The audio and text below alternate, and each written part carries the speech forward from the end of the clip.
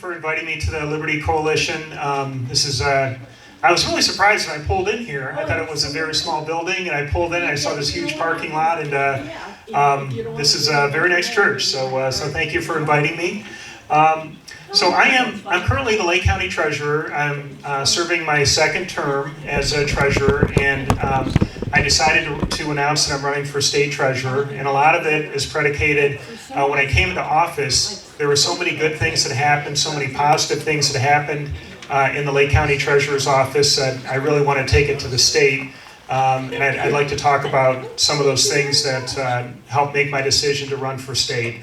The biggest thing that jumps out right away is something that Commissioner Pleshnik pointed out to me. When I first took office, Commissioner Pleshnik pointed out that there was a overpayment account at Lake County that had been growing for over 40 years.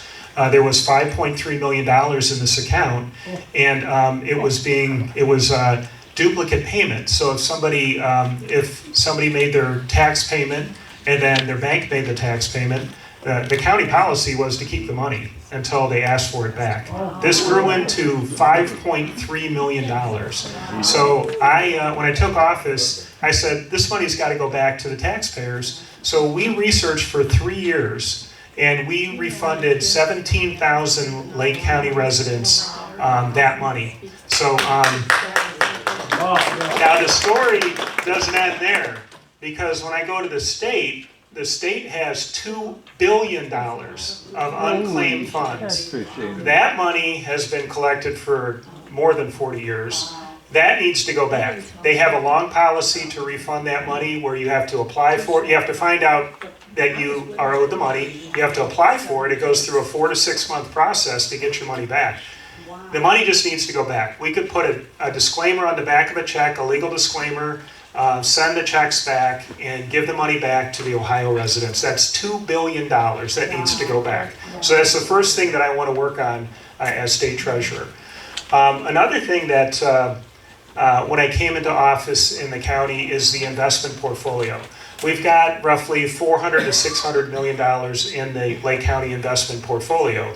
And when I took office, a lot of it was invested in overnight funds. So as anyone knows, if you invest for 24 hours, you're going to get a low return. If you invest longer, if you use different tools that you're allowed to invest in, you're going to get a greater return. So the first year I was in office, the return was about $1.3 million on our portfolio. That's what the county had. So $1.3 million of untaxed funds that the commissioners get to decide on how to spend it. If it's roads, police, fire, whatever they're going to spend it on.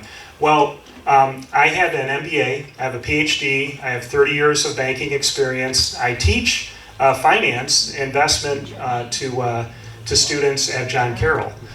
So I actually know investments very well. So we have spent the last 5 years looking for the best investment options. And a lot of it is the market. You know, the market, it could be corporate bonds, it could be agencies, it could be treasuries, it could be a wide variety of what we're allowed to invest in. But I have a question before I go into too much detail. Does anyone have a savings account? Okay, does anyone earn 4% on their savings account? Nope. Anyone earn 5% on their savings account? So one of the things we did is we invited in a lot of the banks, and we had them bid on what kind of return could you give us if we if we invested money in your bank and we opened a CD, a savings account. So we have a savings account. We get 5.36% on an investment, and that is just by working with what's available where we can invest money. But that is a huge difference on what the county has to work with. Instead of taking an overnight investment, you're working with all the banks and you're trying to get the highest investment that's safe for the county. So we turned that $1.3 million, the first year I was in, to $19 million last year. And that just gives the commissioners a lot more money to get things done that is not tax dollars, that's interest and investment return. So that's one thing I want to do at the state, because the state has a $30 billion portfolio. And if you can maximize return, then that means less tax dollars are needed, because you have a greater return. So I think that's really important, and I think I have the background to really help maximize the return for the state. The other thing that I really would like to take to the state is technology. So when I came into the office about 5 years ago, we have about 114,000 parcels of land which receive a property tax bill. The policy was they're all mailed a tax bill. Now we've really changed that over the last 5 years. We email about 19,000 people their tax bill. We have all these different ways to pay, whether it's Venmo or Apple or Google Pay. We have all these streamlined ways to pay. Our website, when I first took office, you had to load everything in. You had to load in your name, how much you're paying, your parcel number. It populates now, which is a big difference because you eliminate errors. We just rolled out text to pay. So if you sign up for email to pay or text to pay, we email you, you click on the link, you can pay your taxes, you get confirmation. It saves the county about $3 per payment, and that is a lot of money when you're talking 19,000 emails going out, and it's growing. So technology from the state office, the state treasurer's office, to help all 88 counties use technology and save money and be more efficient, and a lot more cost savings is going to make a big difference for taxpayers through the state. So that is another thing I really want to focus on. But one of the biggest things that happened, I'm a pastor, I'm a Pentecostal pastor in Willowick, and one of the biggest things that happened when I took office is a lot of doors opened. So one thing that happened was financial literacy, being able to teach in a lot of different areas. I've gone to the schools, I've gone to the senior centers, I've gone to libraries, and taught financial literacy to thousands of people. I've also gone to local prisons. Grafton is one of them. I've been going for about 3 years, teach financial literacy, because I understand when somebody re-enters society, they need to be prepared to be successful, and they need to understand finances, they need to clear up their credit. It's really important. We need them to come back and reconnect with their families, get jobs, pay taxes, and financial literacy is a piece of what we need to help them so they're successful. I go out to schools, I go to a lot of different areas to teach financial literacy. One thing we just set up was with veterans at Lewis Stokes, and I think Sarah Harper Village. We're going to be going out there and teaching financial literacy for veterans that were homeless, to help them clean up their credit and be successful. So I think it is extremely important, and it's directly related to the treasurer's office, is teaching financial literacy and helping people be successful. So that is one of the things that I want to focus on. But I have a couple pictures because I want to hand these out. So I've been teaching at AWT, Alliance for Working Together. These are people that are getting manufacturing jobs, good paying manufacturing jobs. So I teach free financial literacy there. Probably every 6 weeks I teach a course. I'm just going to pass those out. And then this is one of the schools I went to. A lot of times when I go to the schools, there'll be a big class of 100 kids, and you put them through financial literacy.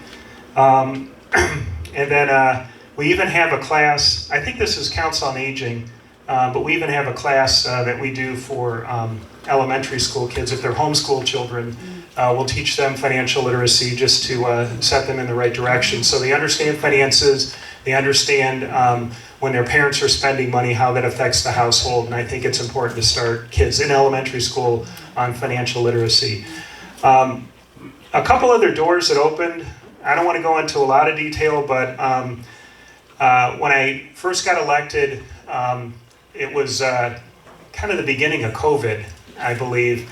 And one of the things, and Commissioner Pleshnik helped a lot in this, we started a program for children in Lake County, and we started handing out free lunches. And so far to date, we've handed out about 35,000 lunches to Lake County children who are underprivileged. But it grew into something that was much more than just free lunches. We partnered with Coats for Kids. We've handed out thousands of coats every winter. The last 5 years, we've handed out thousands of coats in the Willowick area to children. And then we've also expanded into backpacks, school supplies, and we've handed out thousands and thousands of backpacks and school supplies. And I'm talking about this because I truly believe doors open, and God opens doors for a reason, and you need to walk through them. It's our responsibility. If I do get elected to state treasurer, I am going to go through those doors, and I'm going to try to help.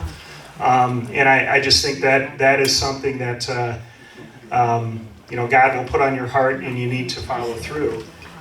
This is a picture of some of the backpacks, but it was a real blessing every year, because you'll see kids come in and they don't have winter coats, they have hoodies, and it's 20 degrees outside, and they don't have gloves, they don't have hats. And I have 4 children, and I understand if you send a child to school and they don't have the supplies, you just send them there to fail. They need to have the basic supplies to be successful in school and in life. So I think it's really important. And this is, we had a couple pizza days, but this is a picture of, we had like 800 pizzas one day at a free kids lunch program. And just some interesting things that have happened. And I'm just expecting, if I go to the state treasurer's office, God's going to open more doors, and I'm going to walk through them and see how I could best serve Ohio residents. What's Lake County going to do then? I'm not moving from Lake County. I love Lake County. I've got 4 kids. I still have 2 that are going to Riverside. And I have my daughter just got accepted to John Carroll. I'm really excited. She's a great kid. So I don't intend to go anywhere, but I just think it's the right thing to do, and I just think the opportunity is there, and I could best serve just going on to the next level. So yes. So you mentioned that financial literacy starts with the kids in grade school, and I have to comment that I spoke with a youngster that's in the Willoughby Eastlake school system. He's in their tech program, and his comment to me was, "I wish they would teach us how to balance a checkbook." Now, the schools have to go back to writing, reading, and arithmetic. They need to get rid of a lot of this crazy garbage they're worried about and go back to some basics. Yeah, I agree. To be successful, you need the basics, and financial literacy is extremely important. And if you don't understand that and you get into debt, you will, no matter how much you make, it's going to be a problem. These kids can't count money at a cash register. They can't give change. They can't. If you can't have a goofy amount of money, they look at you like you're from Mars. This is crazy.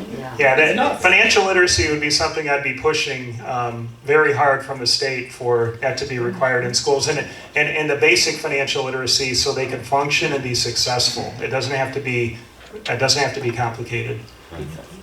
Yes. I just wanted to say thank you. I went to one of your little classes at the Willoughby Senior Center on the homestead exemption, and also the reduction you can get in water and sewer. And not only have I set myself up, but I've probably set up 9 other much older seniors thank you. on doing that. And I appreciated that, and I just wanted to, got my vote. Well, thank you. I love going out there and seeing how I could help people, and I'm good at like a finite thing. So finance is one thing I understand. So I just thank you. I can tell you how they were appreciative that they didn't know how to do it or what to do. So I ran down, I got all the forms, and I have extra forms in my car. I keep telling more and more people because it every little bit helps at this point. Yeah, I actually think I don't know if I need this. Can everyone hear me or? Yeah. I actually think the treasurer's position is probably the only position I'd be really good at. So it's like the one I need to stick with, just with the finance background and credit understanding and banking and investment. If it was something else like commissioner, I wouldn't know what to do. So I think this is the right spot, and I really appreciate the you spreading the way that people could save money, because it's really important. We use all the tools that are out there. Yeah. So, any other questions? Or? I don't know, opening a can of worms, and maybe this is for a later time. Do you know anything about cryptocurrency, and is it a good thing or a bad thing? The only question I had was a couple people asked to pay their taxes by cryptocurrency, and I said absolutely not. Okay. Because the problem is we accepted payment in cryptocurrency. By the time we took it to the bank to exchange it, it would be worth more or less, and that would be a nightmare in the treasury. I think the risk, one thing I look at when I teach investment is market risk, and market risk for cryptocurrency is off the charts. So, I mean, you could make so much money or lose so much money the same day. I would personally not invest in it. I don't think it's a good thing, really. Too risky. But I know people have been asking if anybody could speak to us about it, but like if we were to find a speaker for that, they might want to promote it, and I'm not sure that would be the best thing. Yeah, unless you had money that you didn't need at all, it was more like a gambling thing. Yes. I would not I have another, suggest that. just a general question, you were talking about payments. Is it better for the state to pay online, or is it okay to pay through like an online banking? I mean, is financially speaking for the state? Well, the banks charge a lot of different fees. So if it's like an ACH or a direct payment out of your checking account, that's the least expensive. If you get over to any type of a credit card, the fees are like 2.5% Yeah, of no. what you're paying. I was just doing like out of a checking account. Yeah, if somebody pays their property taxes out of their checking account, there's no charge at all. That would Through be like an online banking. right, an ACH. Now, if Okay. you get into a credit card or a debit card or something like that, there are fees. So I would avoid any fee you possibly can. That's what I was Just asking, go directly because out of you're the talking checking about account. like doing it on the website for the county. Yeah, you but- could do that just out of your checking account. There should be no charge at all. So Yeah, but even if I do it online banking, there shouldn't be. Because I don't want to make any charges for anybody, then I'm trying to save money here right, on both ends. right, exactly. Yeah. Okay. Any other questions? Or? Yeah, the money that got returned from the county and then maybe potentially from the state, the overcharge or the big slush fund, is interest given back, or what happens to all that money that was earned? No, From that? no, the interest wasn't given back because from the treasurer's office, I just had control of that money that was sitting there. If I went any further, it would have delayed returning the money, and it was sitting there 40 years. So I either returned it or it would still be sitting there. If I tried to add anything to it, I'm sure it would have gone nowhere. And I just think, I mean, when you look at the state level, $2 billion, that is so much money. And they have your information. Like if you go on the unclaimed fund site, you could type in your name and it will say, okay, these 5 accounts, there's $90 here, 100 here, and then you have to apply for it. But they have all your information. So if it's not somebody who passed away, they should be able to send you a check and put a legal disclaimer on the back. So I just think it'd be a lot more simple than the bureaucracy they created to get it back. So how do you find out if you are owed some money? You go to this website? Yeah, you can go to the State of Ohio unclaimed funds, but then then you can type in your name, and they'll have a lot of information on you. They may have your full name, middle initial, your address. They'll say if it's a bank account or a tax refund or where it is, and they'll give you details. And then you have to fill out a form, and you have to send it in, and then they research it, and then you'll be notified if they're going to send you back the money or if they want more documentation. Anybody else? Well, let's go. You're running for state treasurers. Who do you recommend for local Lake County treasurer? Sherry Falkenberg, that's who I'm going to endorse. She's chief of staff, and she would, the treasurer's office, we have a culture where everyone's kind of like a family member, very low turnover, and we care about each other, and she's a chief of staff. She would continue that culture and I believe in very low turnover, treat everybody with the most respect you can, and treat them like family, and I think she'll continue it. Anybody else? Well, thank you.